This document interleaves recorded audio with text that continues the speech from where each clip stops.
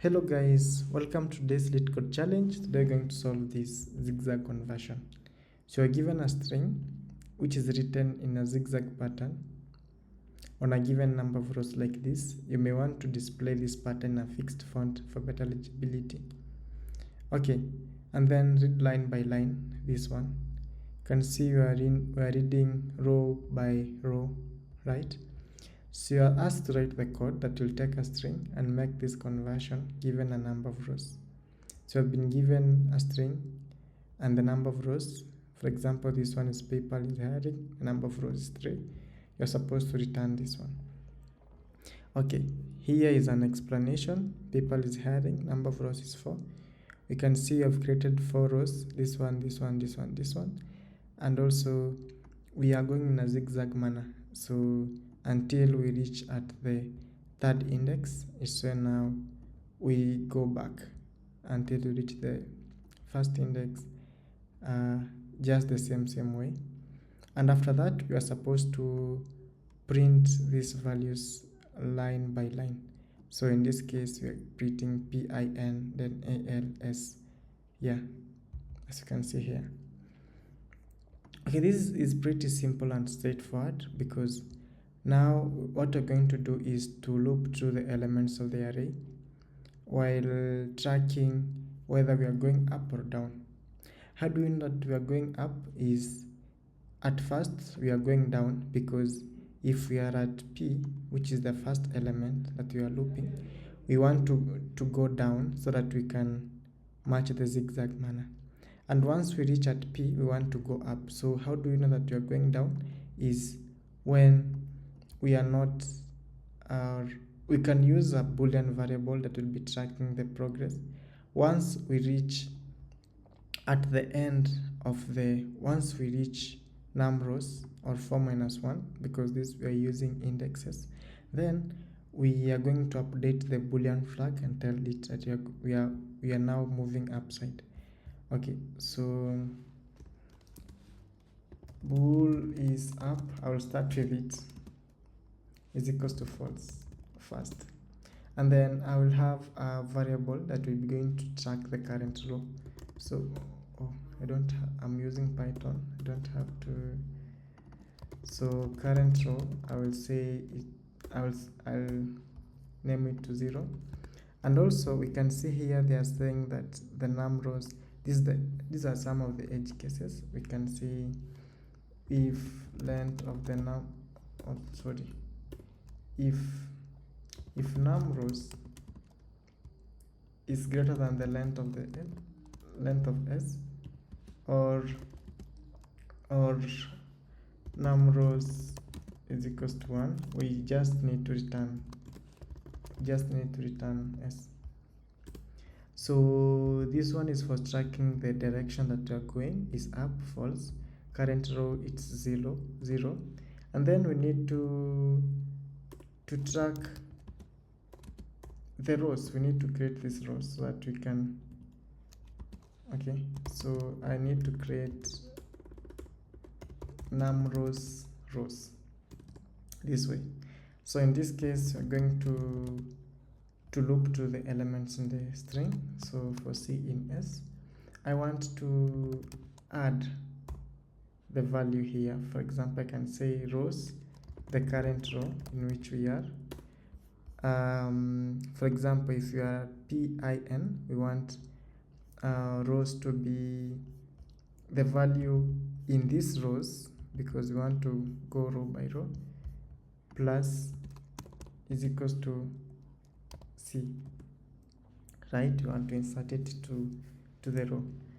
And after that we're going to check, because we want, the only way to change the direction is by checking if P, or if the current row is at the start of the index is at 0 or it is closer to the num rows. So in that case we're going to say if the current row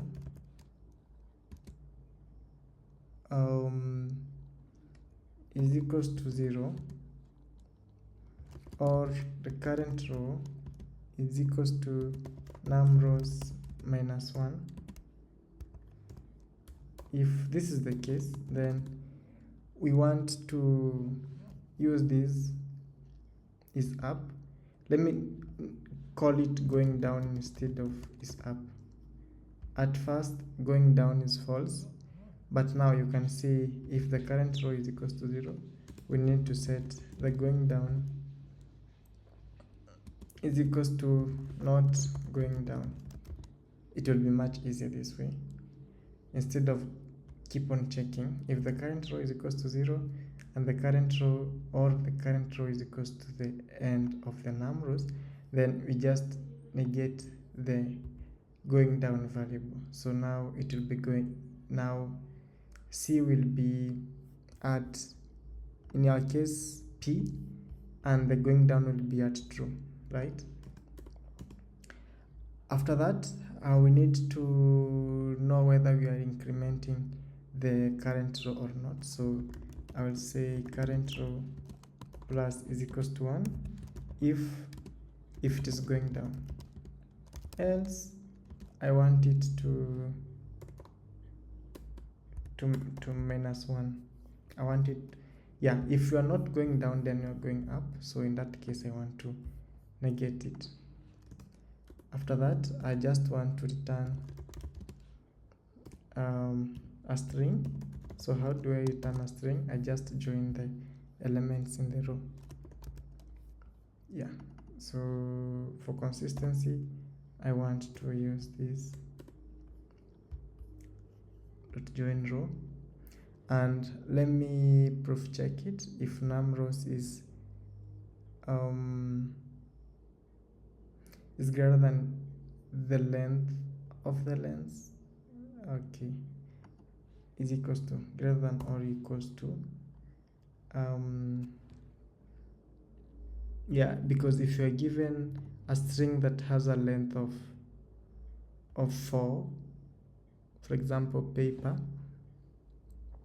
or let's use this one, yeah, and we are given the num rows to be the same as the length, that means it will be one big column. So we only need to return S when the num rows is greater than or is equals to the length of S, or the num rows is equals to 1. In that case, we just return S. And then we set going down flag to false, because we want to know the direction. Because if we know the direction, we'll be knowing if we're going to increment the current row or decrement it.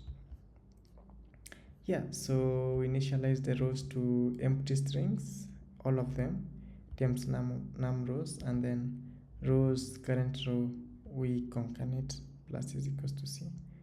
And then if current row is equals to 0 or current row is equals to num rows minus 1, meaning if you are either at the first row or the last row, we need to update the going down to not going down.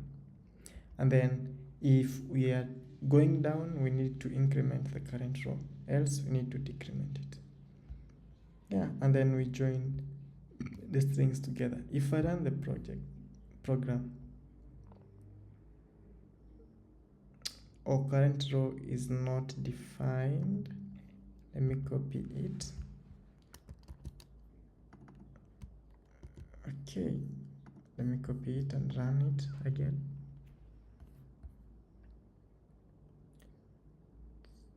Rows, oh, I have a lot of typos.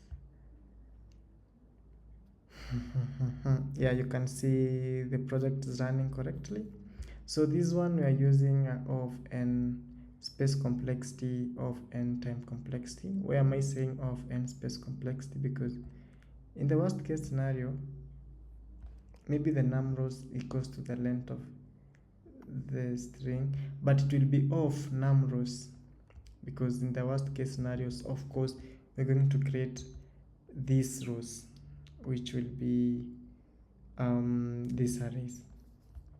Yeah, and if I submit the project, if I submit the lit code, you can see it's working pretty efficiently and it's beating 37%. Yeah, that is it. Thank you.